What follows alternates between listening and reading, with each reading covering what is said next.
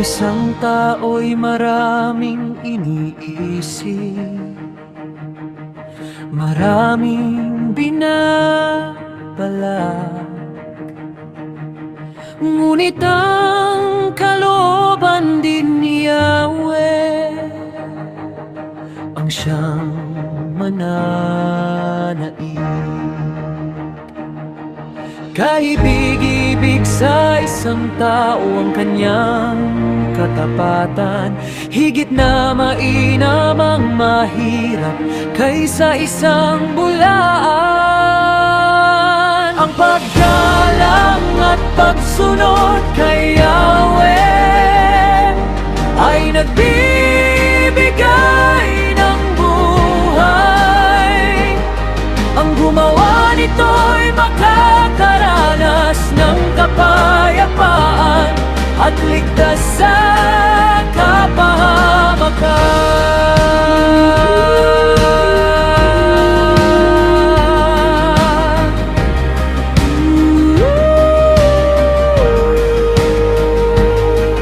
Ang kamay ng batugan ay nadidikit sa pinggan, hindi halos makasubo dahil sa katamaran. Parusahan mo ang mapanuya, matuto pati mangmang.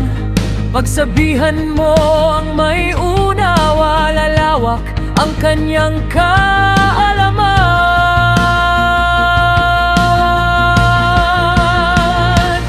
Ang anak na suwail sa magulang ay anak na masama, walang kahihiyan.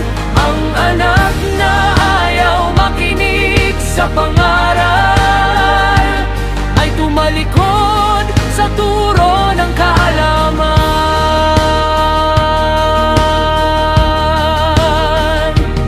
At saksing sinungaling ay sumisira sa takbo ng katarungan.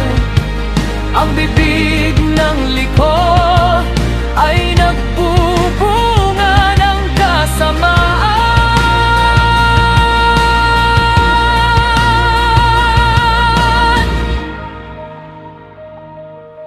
May hatol na nakalaan para sa mga mapanuya, at sa mga mangmang ay may hagupit na nakahanda.